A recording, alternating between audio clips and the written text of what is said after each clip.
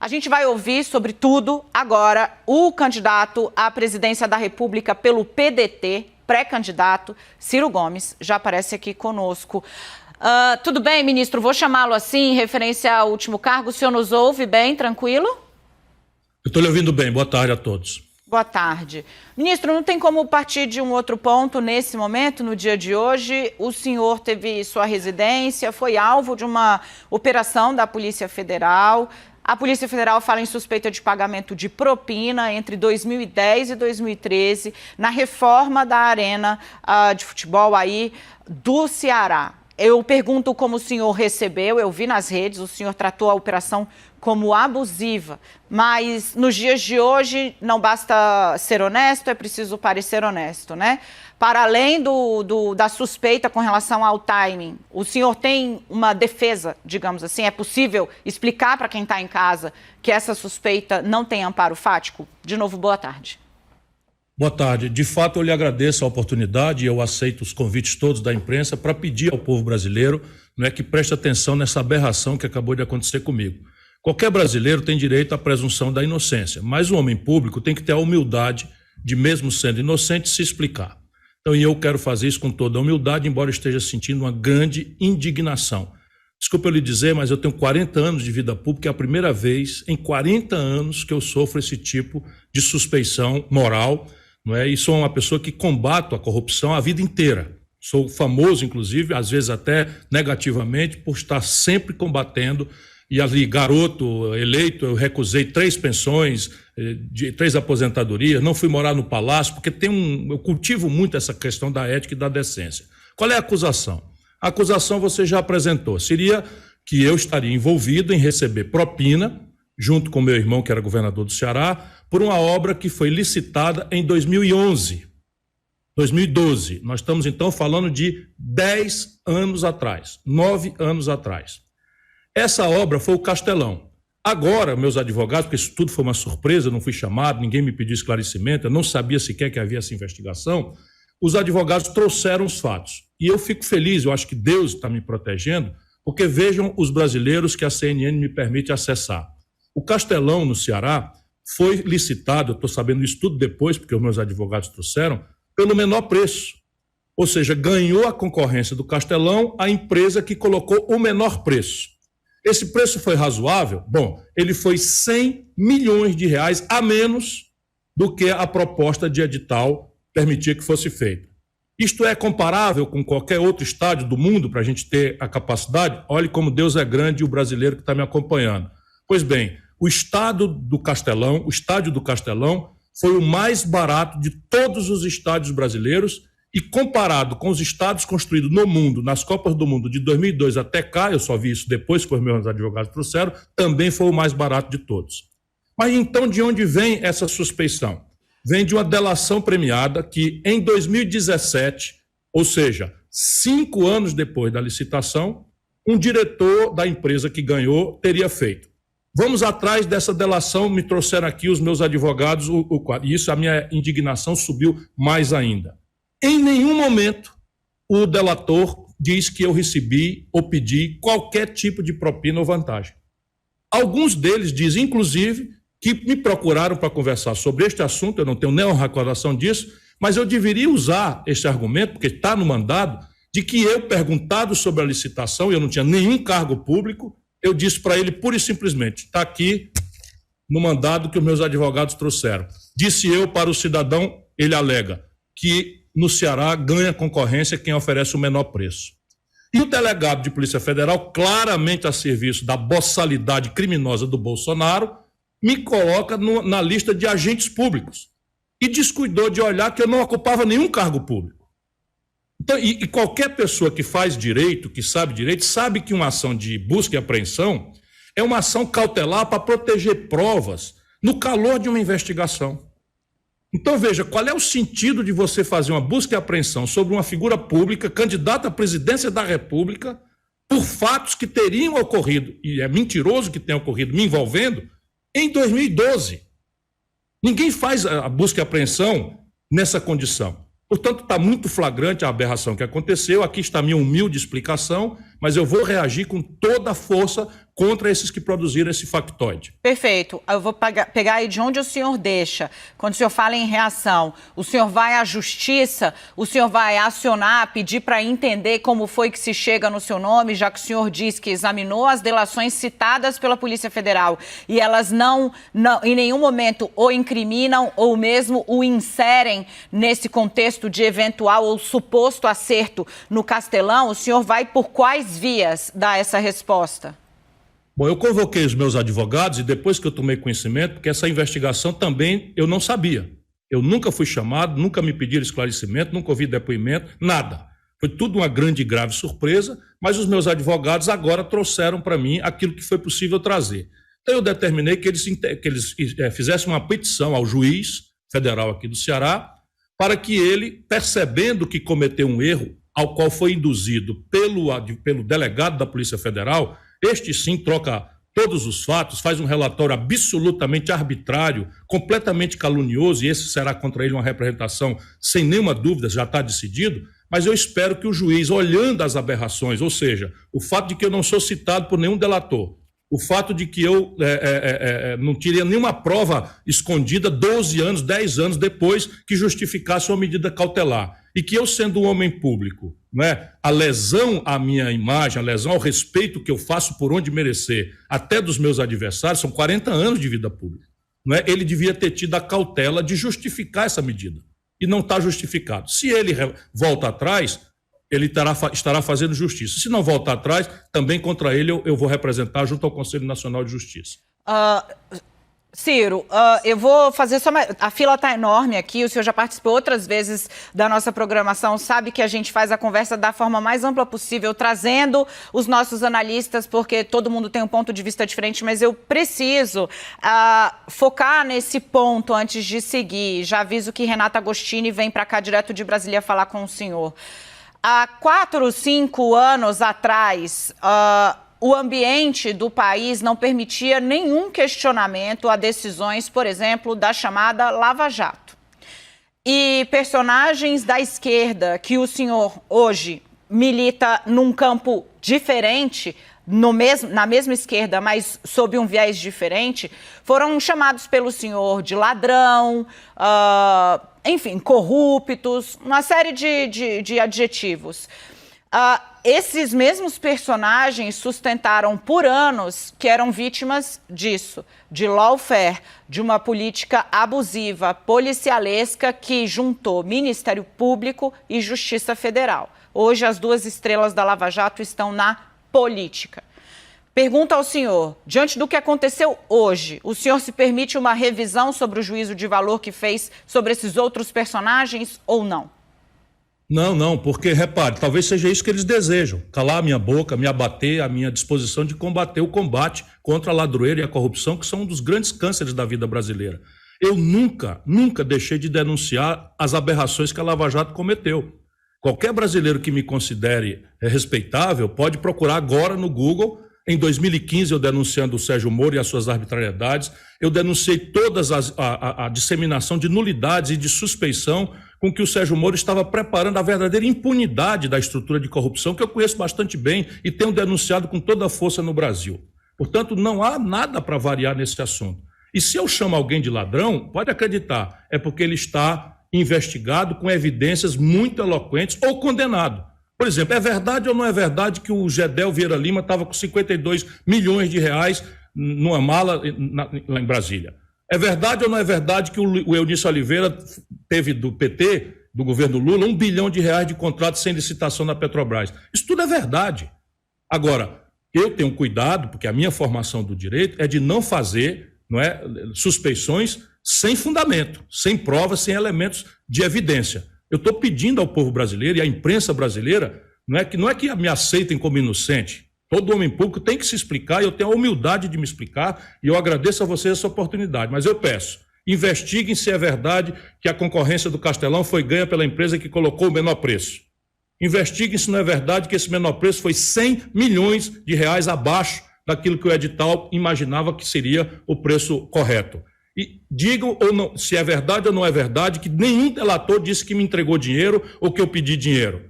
E aqueles que me mencionam numa hora lá de que eu teria dito que no Ceará quem ganha a concorrência é aquele que botar o menor preço.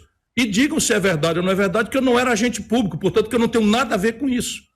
Vocês da imprensa, como um democrata, eu suplico, façam esse exame para que o povo brasileiro tenha direito de saber se a acusação que me fazem tem algum fundamento. Porque se tiver, eu não sou mais digno do respeito da população brasileira.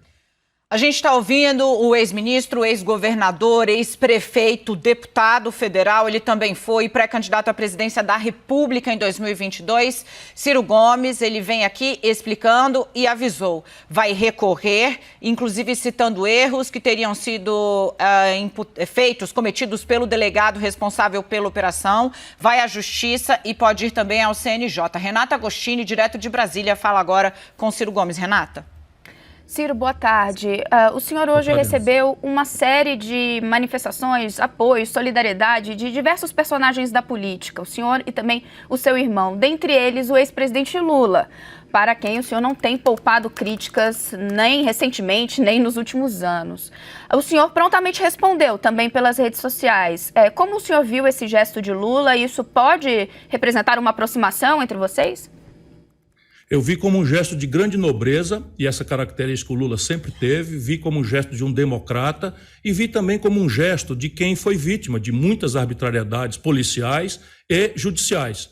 E, portanto, não só ele está defendendo um democrata, que ele me reconhece como tal, como eu o reconheço como um democrata, como está defendendo os melhores ritos da vida do Estado de Direito. Não é? A minha opinião sobre o governo do Lula em nada desmerece o meu conceito de que o Lula é um democrata. Não é? E não me surpreende, pelo contrário, eu agradeci imediatamente o seu gesto nobre, como agradeci também a ex-presidenta Dilma Rousseff. Não é? Ela sabe que eu lutei muito contra o impedimento que ela sofreu, porque ela foi acusada injustamente de cometer crime que ela não cometeu, e o Ceará deu 2/3 dos votos contra esse que eu até hoje chamo de golpe. Apenas eu discordo profunda e definitivamente do modelo de gestão econômica e política que o Lula e o PT impuseram ao Brasil. Mas há um momento em que os democratas e os cultivadores do direito, do Estado de Direito, da civilidade, temos que nos proteger, não para proteger individualmente cada um de nós, mas para proteger o Brasil e o povo brasileiro da lei da selva. Porque senão, se eu não acredito mais no direito, se eu não acredito mais na democracia, por que eu vou ficar fazendo o que eu estou fazendo? Me comportando com equilíbrio, me comportando com isenção, procurando explicar para as pessoas com toda humildade que eu não devo nada, que eu sou um homem honrado. Eu já tenho 40 anos de vida pública, eu comandei a economia do Brasil, eu fui ministro da Fazenda. Será que eu iria me sujar por uma porcaria, não é? Que eu não tenho nada a ver com isso e ninguém diz que eu tenho? Francamente, eu agradeço ao presidente, a todos os que se solidarizaram comigo, mas eu sou vítima hoje de uma arbitrariedade absolutamente inominável. Ninguém, deixa eu explicar para vocês, eu sou professor de Direito, ninguém autoriza uma medida cautelar 10, 11, 8, 7 anos depois do fato delituoso teoricamente denunciado. Por quê? Qual é o sentido de uma cautelar, de uma busca e apreensão? É para mal comparar o seguinte: você prende um marginal e o marginal então diz, olha, tem 1 quilo de cocaína no lugar tal. Então o policial pede uma cautelar que é para proteger aquela prova, no calor da denúncia. 10 anos depois, 7 anos depois, é só para arranhar a minha integridade moral e o bom nome que eu fiz por onde merecer, trabalhando com decência, 40 anos da minha vida inteira dedicado ao povo brasileiro. A extemporaneidade, ministro, não por qualquer outro motivo, mas por dever de obrigação também de dar exatamente essa explicação a quem está em casa, da medida foi externada por nós aqui na abertura do CNN 360, porque, de fato, eu disse, inclusive, é muito difícil que alguma prova de recebimento ou pagamento de propina tenha sobrevivido intocada por 10 anos nas gavetas da casa de quem adota esse expediente. Vem para cá Yuri Pita, de São Paulo, falar também. A gente ainda tem que falar de eleição, Deus nos ajuda. Então, vamos resolver esse problema agora. Ministro, boa tarde, obrigado por estar conosco. A gente começou o 360 aqui, já sob o impacto da notícia da desfiliação de Geraldo Alckmin, seu conterrâneo de cidade, saindo do PSDB. Vou pedir simplesmente uma avaliação do senhor. O senhor acha que, de fato, Geraldo Alckmin vai compor chapa com o ex-presidente Lula e contar um pouco do quanto que o senhor chegou a conversar, o seu partido PDT, com Geraldo Alckmin para uma aliança aqui em São Paulo, se isso está totalmente descartado ou não, ou se ainda dá para se cogitar isso, seja qual for o destino partidário de Geraldo Alckmin? Olha, Pita, seja porque o governador Alckmin é uma figura muito importante da vida de São Paulo e do Brasil, seja porque ele não nos disse ainda o que é que pretende fazer, se vai para cá, se vai para lá, se é candidato a governador, nós também ficamos em suspenso, não é? Eu reafirmo o meu respeito por ele, vejo uma contradição profunda que eu já disse a ele, não é? O Lula só tem a ganhar, não é? Tirando o Alckmin, que é favorito para governador de São Paulo, e fazendo com que o Alckmin venha a ser lulista a partir de 30 anos de antagonismo, não é? Em que, apesar de guardarem aí as venialidades, guardarem vamos dizer, a respeitabilidade da relação, não é? Eles fizeram durante quase 30 anos o povo brasileiro acreditar que só havia dois lados na moeda brasileira, um lado era representado pelo PSDB do Alckmin, o outro lado representado pelo PT do Lula.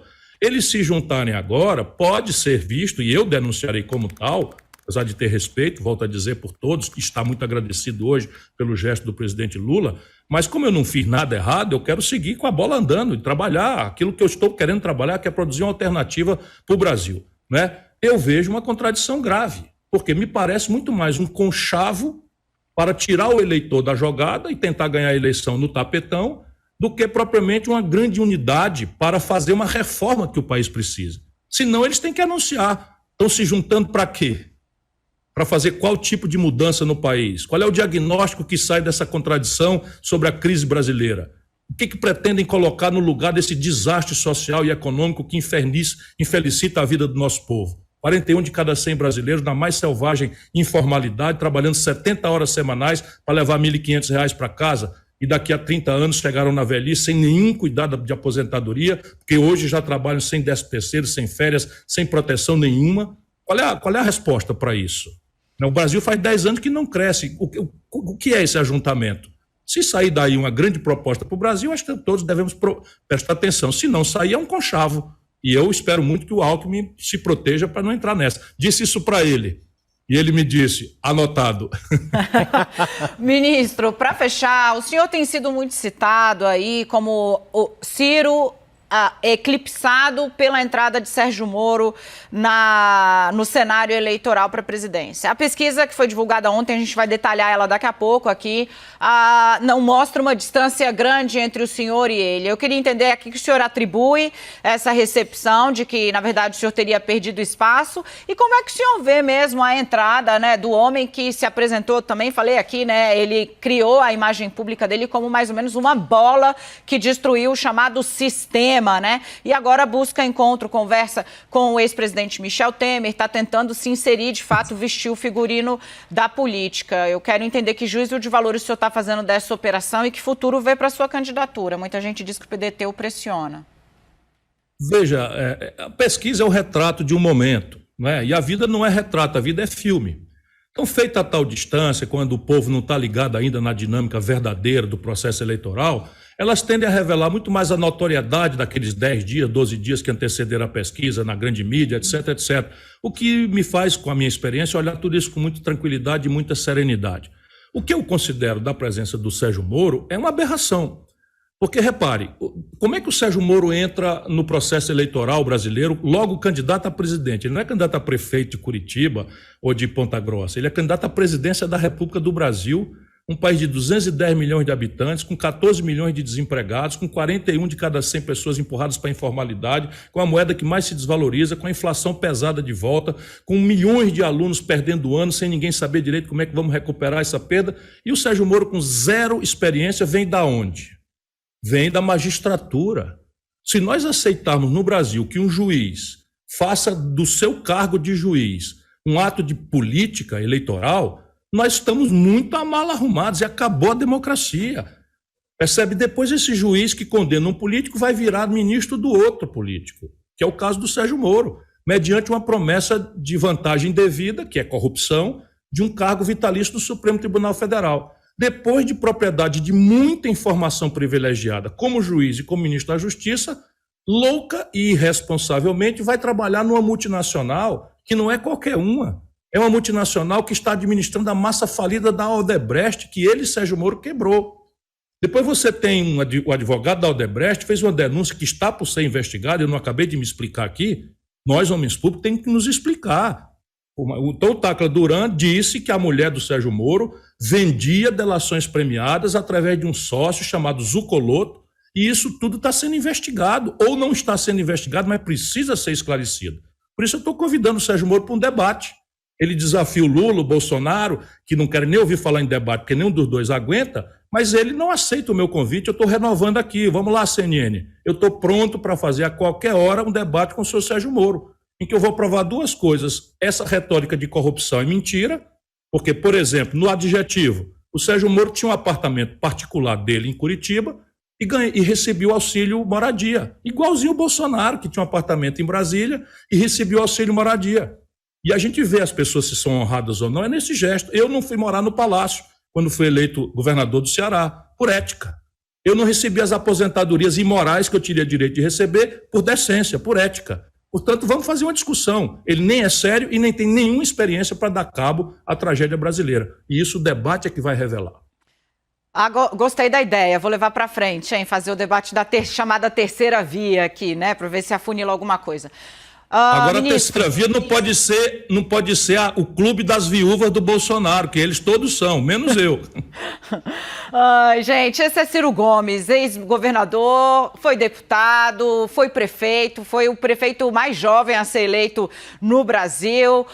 Veio aqui, falou a respeito da operação da Polícia Federal, anunciou medidas, a gente vai seguir acompanhando. Ministros, tem alguma coisa que a CNN tem apreço, é ao contraditório. Muitíssimo obrigada por ter vindo aqui, respondido todas as nossas perguntas com a sinceridade que lhe é característica. Até a próxima. Eu agradeço muito a vocês e peço, investiguem se não é verdade que o Castelão foi escolhido por licitação de menor preço e que eu não fui citado nem remotamente como alguém que tenha pedido ou recebido qualquer tipo de vantagem. Eu sou sério, o brasileiro pode saber disso. Obrigada, Ciro. Estamos aqui.